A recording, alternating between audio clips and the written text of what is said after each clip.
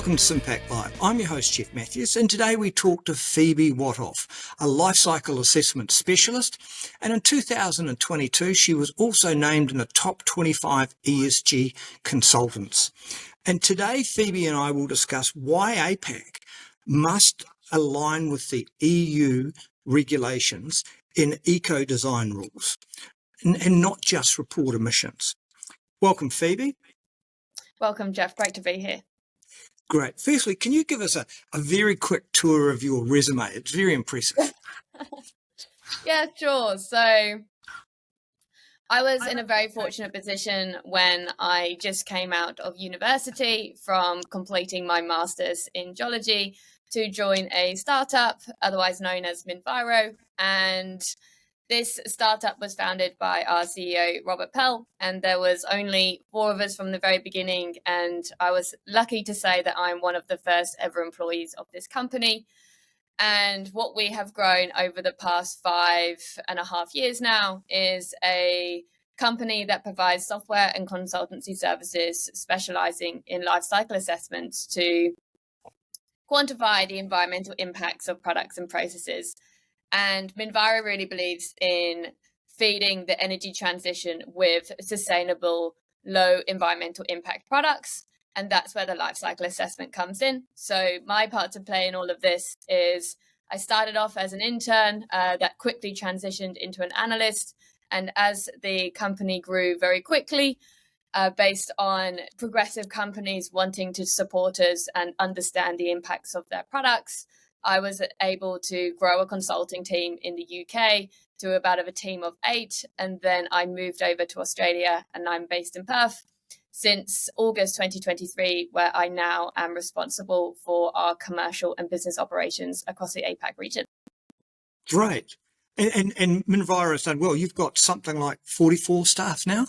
Yeah, 44 staff. And three countries? 3 countries. We've also headquartered in London, small footprint in Perth, and then we've also got a small office in Shanghai in China as well. Wow, cool. Very cool. Okay, today's subject, the eco-design rules. Now, at SIM-PAC, we've been quite vocal about, especially exporters, being aware of what the EU are doing in regulation, and even down to packaging regulation, that something they package for the New Zealand market is not going to cut it for the EU market, although New Zealand is probably ahead in packaging law and it's probably aligning with the EU.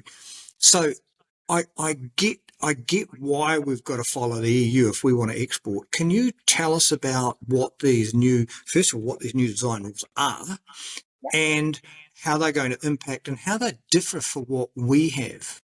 Yep, absolutely. So what I always like to preface is, first of all, especially based in Australia, I do think Australia are world leaders in general ESG as a whole and the amount of regulations and governance that we take into account when we're looking at extracting and exporting raw materials as well as, further refined products. However, the European Union have, for several years now, been wanting to level the playing field. And as a result, they are releasing a fair amount of standards, of which life cycle assessments is essentially a fundamental aspect of every single part of the environmental regulations of not only products produced in Europe, but also products being imported into Europe. Now, the biggest difference of that compared to Australia is then, of course, the fact that in Australia, life cycle assessments is not an embedded application. And what I mean by that is a life cycle assessment is fundamentally a scientific method to quantify the environmental impact of a product or a process. And if we're solely looking at climate change, this is not looking at only the direct emissions or the indirect imported emissions of energy. It's also looking at the embodied consumables, otherwise known as Scope 3 emissions of a product, not of an organization. And that's the biggest difference. And so it's not only the eco-design for sustainable products, otherwise known as the ESPR. You've also got other aspects such as the Delegated Act for electric vehicle batteries and you've got the Corporate Sustainability Directive and so forth. These all require life cycle assessment style thinking in Europe. And based on my quick explanation of an LCA, if you are looking at importing a product into Europe, you need to comply to your export locations regulations to legally sell your product. In the case of Europe, you need to have a life cycle assessment. And for that importer to have a life cycle assessment, it needs to account for all of the embodied impacts of their materials. So even if you are a mine very, very upstream of that importer itself, you will be accounted for in their scope 3 emissions. And that's why it's really important that there is, I would say, education and knowledge given to APAC in order to start preparing for these styles of regulations that are coming into adoption now. You used a word back there that level the playing field. I've seen some accusations that another trade barrier being put in place. Do you see it that way, or are they really leveling the playing field where they're requiring the same regulations for import as they do for domestic production in the EU? I think it's a very fair question, and I think it's important to recognize I'm an LCA expert. I'm not a politician. I don't trade. I don't bat on each other's positions or anything like that. And I think it is very fair for companies and for individuals to state these regulations can function like a trade barrier. But ultimately, from where I sit and my personal opinion, I think the EU are really trying to level the playing field in a way where it enables globalization of supply chains and not reliance on certain supply chains, of which many products are coming from China. And as a result, it enables, first of all, from an environmental perspective, because that's what I'm passionate about, more environmentally friendly products. And it also enables companies, especially because a lot of these regulations have tax implications, to not continuously sell their products at a cheaper price because it has a higher environmental impact. And that's what I think it's getting at when it says leveling the playing field. But of course, I'm open to opposing. I agree with you. I was asking the hard questions because that's my job. Yeah, of course. And I think also it's only going in one direction, and it's driven, from the population's consumers down, and no matter who's in power and for temporary periods of 3 or 4 years in a country, it's all going in one direction. And so the faster we go in the same direction and understand what's happening, the better for us. And that's across Australia and New Zealand, because they're both major exporters. We produce more than we consume, so we're exporters. And if we want to export, we have to play by other people's regulation and rules. And I also see the EU leading in a lot of this. So you might think today, oh, well, it's the EU, I don't export to the EU. Countries like exporting from Australia to New Zealand, which is one of Australia's biggest markets, is that New Zealand is going to follow suit to the EU. It's the easiest bunch of regulations to pick up and implement. And so we're going to have to get used to that. So I agree that we should be doing life cycle assessments on stuff. So coming to life cycle assessments itself, how difficult is this for small to medium business in Australia? And how many of our larger companies are already doing this? Yeah, great question. First of all, on the large company aspect, a lot of large companies are already adopting life cycle assessments in not only their operational assets, but also in their developing assets. Because despite regulations being one quality or value an LCA can bring, it can also enable fundamentally environmental informed decision making and support minimizing financial risks. And what a life cycle enables is, first of all, apples to apples comparisons. How does mine X impact of their product compared to mine B's impact of their product on the same scale, the same system boundary, and so forth. So it enables that fair comparison. And it also enables you to have a really detailed insight into where all the impacts are for producing that product. And so instead of creating large decarbonisation roadmaps and so forth, which are just based on scope 1 and 2 emissions, it enables you to look at the full impacts, including that scope 3 for climate change, and actually make environmentally informed decisions when you're deciding to switch to, let's say, renewable energy. Because it's time and time again what I see, and this is why large companies are already adopting it, is you could get energy intensive processes 100%. And they do tend to be quite a large driver in a lot of processes, but also of which is not accounted for already in your scope 3 emissions. Reagents such as sodium hydroxide, hydrochloric acid, and so forth can have significant embodied impacts due to manufacturing of those reagents. And therefore, when you're a consumer of those, that will sit under your scope 3 emissions and therefore can be a large driver of your own emissions. And if you're only thinking about what energy sources to use and not where you're supplying your consumables, you are not probably going to be able to make those targets that you're setting. And so that's why large companies have already really adopted this very well. For small and medium businesses, I can appreciate that, especially if you've never done a life cycle assessment before and you have not set up the data reporting and the data collection required to go into a life cycle assessment, which can be the most intensive part of an LCA. It's very overwhelming to probably start one or to even get your head around what it is and what it's going to bring, especially when in Australia right now, they are still voluntary. And we all know, especially when the market's on a downturn, companies don't have the spare cash to spend on an LCA when they're still trying to get all of their permits and approvals and so forth for just setting up the mine or the manufacturing plant that they're wanting to do so. So what I would caveat that with is the companies I have worked with, which are small and medium-sized businesses, and they have done a life cycle assessment.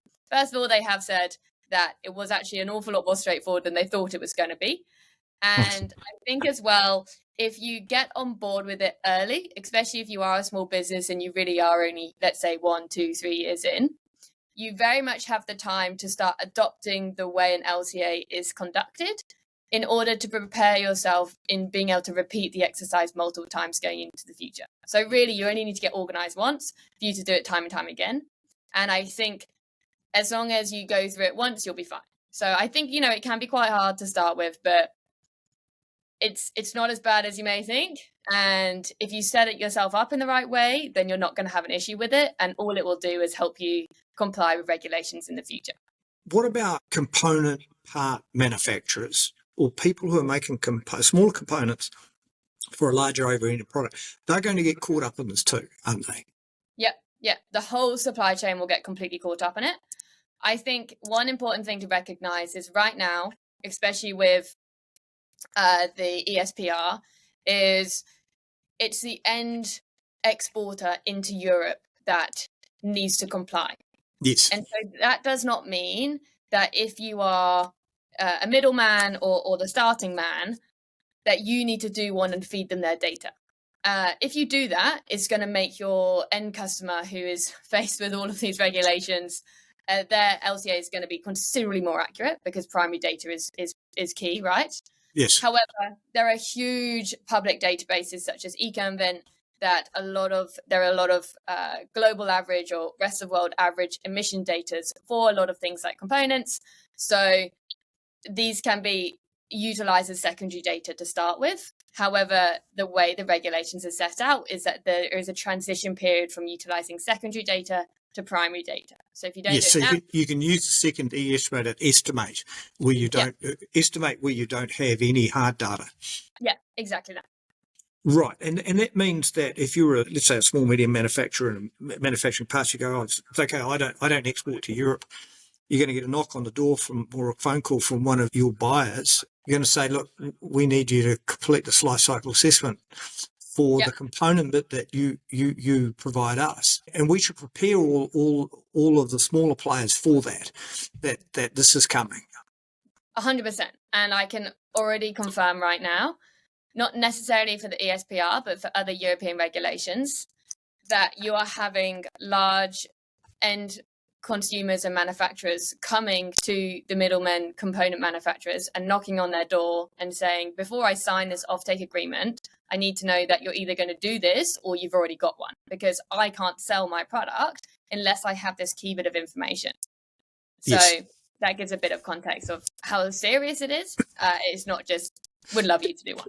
Do you see it pushing some exporters out of the market?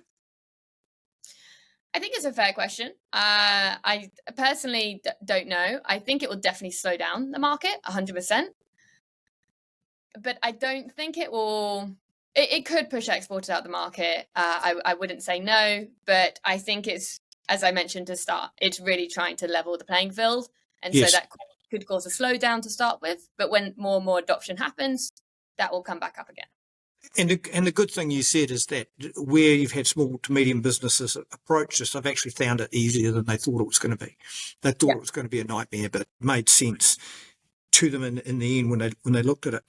Do you see AI helping a lot? I mean, I know that Minviro, a computer software provider, but I've seen some of this data that's being provided by different AI estimating stuff. And I think it's confusing the market at the moment until maybe some market leaders, maybe like yourself, emerge. And what do you think? Where's that sitting at the moment? What are you seeing out there in the market? Yeah, it's a great question. And I think, we will definitely get to that point. I will be completely transparent and say, Minviro is looking at research opportunities available where we can tie in AI with our lifecycle assessment software, because we think it's great at, increasing efficiency and that productivity. However, what I will say is right now, AI is not going to give you the highest level of accuracy. It can be very generalized. It can take a significant amount of training of the particular tool for it to actually get what you want. And especially if you're new to this style of reporting, it's probably going to cause more damage to start with than it is going to be anything helpful. That being said, I think it's also important to recognize that lifecycle assessments are fundamentally based on accurate data, of which is going to come from the company itself and the primary data collected for producing that product. So fundamentally, an LCA requires a mass and energy balance. Everyone's got one of those, and you can send it in an Excel. You could definitely use AI to automate that, and I think we'll definitely move that way. I just don't think it's going to help in the short term. I think it is going to cause more confusion than it will to start with. Is there going to be a standard, or is it a standard exists that the reporting's got to fit into? 100%. So lifecycle assessments are all done to an ISO standard. So for a product lifecycle assessment, the ISO standards are the 14040 and 44 and ISO 14067. The only difference between those two is for the 67, we're looking at only climate change. And for the ISO 14040/44, we're looking at 16 different impact categories that can take into account things like water scarcity, ozone depletion, and greater environmental factors like that. Now, a lot of these regulations are actually based on the ISO 14040 and 67. And it's very much, if you follow that, or if you're already a company and you've already got an LCA done to that standard, you should be fine. You should be able to submit that fine. So that's what I would recommend following, just as a baseline anyway. So in terms of finding a provider, let's say somebody's looking for a provider like Minviro or somebody else in the market, you would be wanting to ensure that their system is compliant with those ISO standards before you start paying them money and getting a life cycle assessment, from their computerization. Yeah, so how Minviro would go about it is we would provide you with the ISO compliant lifecycle assessment. We're trained experts and we'll be able to guide you through the whole process. Well, how we tend to look at it is we essentially hold everyone's hand, because we can appreciate a lot of companies are new to this. And of course, that also requires a fair amount of verification. The other aspect as well is I'd always recommend that if you are going to go down a route of conducting a lifecycle assessment, you are, first of all, happy with the LCA practitioner doing it. Lifecycle assessments, the quality of an LCA fundamentally comes down to two things: the quality of your data and the knowledge of the person modeling the system.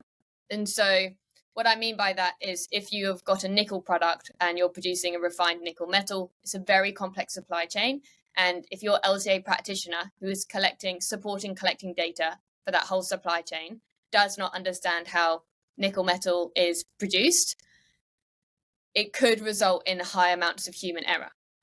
And therefore the quality of your LCA will decrease, and it will most likely not pass a third-party review in order to get that ISO certification stamp.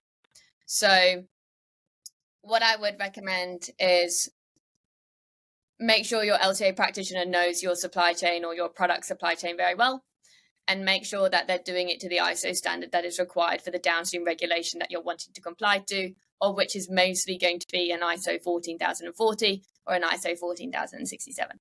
Right.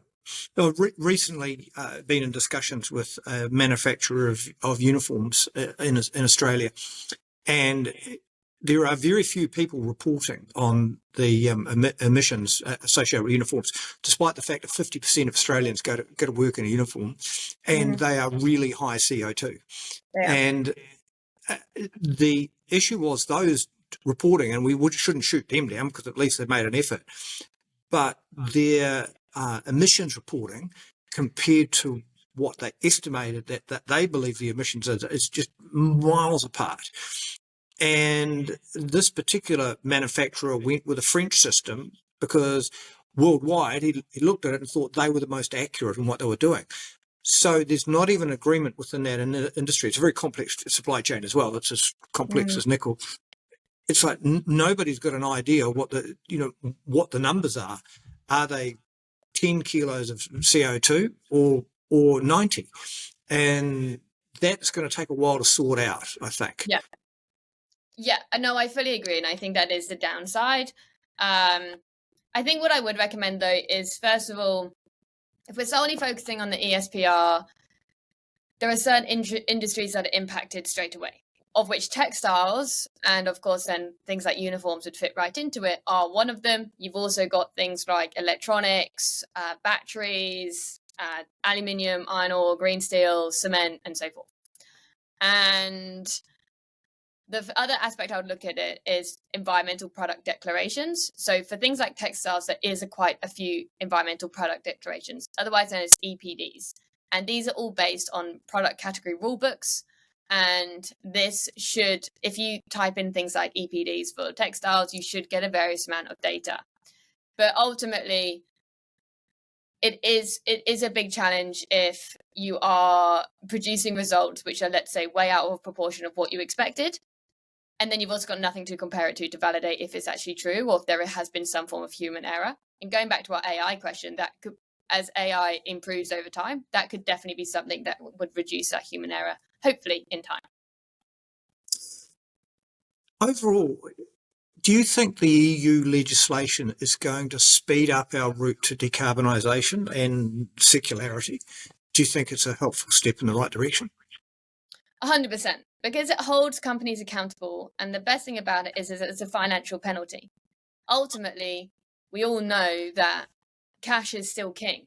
And so companies, unless you've got a very progressive company who is very committed to its sustainability initiatives, which is, in all honesty, a fair few, not very many compared to the rest of the world, the regulations in the EU are driving that aspect of applying a financial penalty if you do not comply. And all the regulations are doing is ensuring that you are recycling materials, you're using recycled materials, you're not purely relying on primary extraction of certain materials and so forth, as well as accurately quantifying that footprint. And another aspect of these regulations is that they do require you to decarbonize. So not only do they start by saying you need to comply, you also need to prove that over a certain period of time, most likely 5 years or more, you are going to be making initiatives to reduce that impact, of which you then still have to report on going forward if you still want to import into that market. So in my personal opinion, I think 100% it should help improve sustainability and circularity globally once it gets up and running. Right. Because it's my worry, and I'll voice this to you and you can give me your response, and I said it in previous interviews, it's my worry that the reporting route that we've gone down is suddenly pushed our emissions reporting into the realm of accounting, auditing, and lawyers and legal. And actually, decarbonisation is not the primary objective. It's trying to put something out that legally conforms with the regulation. And I know other ESG practitioners have gone into the rooms, and there's no sustainability people in there. That they've got, and for the first time ever, they've got the lawyers, legal teams in there, and it's legal teams and auditing, and actually there's no one that's actually driving sustainability or decarbonisation. It's all about the legal requirements for reporting and doing the bare minimum to meet the legal requirements to report. Do you fear that's out there? I mean, as an ESG practitioner, firstly, and then move that over to life cycle assessment. I do very much agree with you, and I think I am seeing that as well more and more from my side. You are dealing with a lot more accountants and lawyers in order to make sure that auditing and so forth is correct, rather than driving initiatives to improve the environmental performance as well as social and governance. But I personally focus on environmental of that particular system that you're looking at.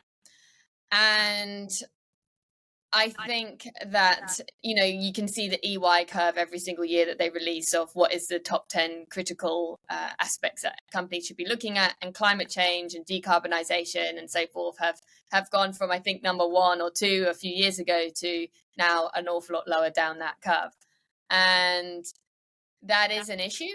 But I think that was, from my personal opinion, I think that we are going to slow down, especially with the current geopolitical markets that are currently going on. And we aren't maybe going to make as much progress as we were a couple of years ago. But ultimately, we are not going to go backwards. I do not think as a world, we are going to go backwards in driving sustainable change. And I think it will pick up again. It's just right now, we're on a bit of a slower journey. Yes. But this slowdown for the rest of the world is, I think, can be opportunity for Australia. 100%. If we use this period to get our own houses in order, because it's coming. It's not going to come. It's just a matter of when, and when the pendulum swings back again, I think it'll swing back, and it'll move much faster. So be prepared is what my motto. And I would fully agree with that. I fully agree. And I was actually in a meeting this morning where we were discussing just that. And I think if Australia does not use the opportunity now, where there is time, then when the pendulum does swing, it is concerning that Australia may have missed the mark at that point, and they're going to be scrambling to catch up with where the rest of the world is at. And yes. I think that is almost a downside of these European regulations, because you've got things like CBAM, the Carbon Border Adjustment Mechanism, and things like ESPR. They're all playing right now. They've all been adopted. You all need to start doing it, but you have 18 to 36 months-ish to start complying before you need to start reporting on your information. That's for the ESPR. For the CBAM, you already need to start reporting. But financial penalties don't actually apply for a couple of years. So companies may see that as, oh, it's all fine because I don't need to pay anything just yet. But we all know how a couple of years can go by pretty quickly. We also know how quick that pendulum can swing. And it is going to come back incredibly fast. And it's also going to come back with a fair few dollar signs. So I would fully agree with you, Jeff. I think it's important that Australia makes its move now. It gets its house in order now and enables and utilizes its transition time. So when it comes, we're ready to report. Wonderful. Phoebe, thank you so much for the chat. It was great. And I'm looking forward to you coming to SIM-PAC Live Western Australia and presenting there. For anyone wanting to get in touch with Phoebe, I've put a detail in this video. And thank you so much for coming on the show. It's been great to chat to you, and you've made me feel better about life cycle assessment. Fantastic. Thanks so much for having me, Jeff. It's been a pleasure. Thank you.